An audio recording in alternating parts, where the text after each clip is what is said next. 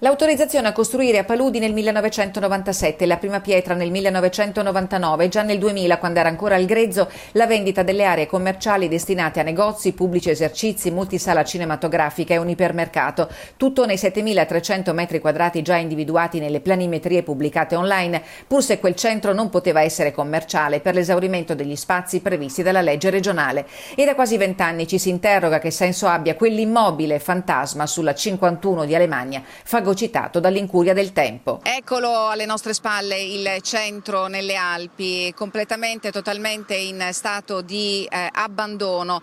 Compie 20 anni quest'anno, la prima pietra infatti nel 1999, frutto di presunte speculazioni edilizie denunciate nel corso degli anni. Oggi è passato di mano, non se ne conosce però la destinazione.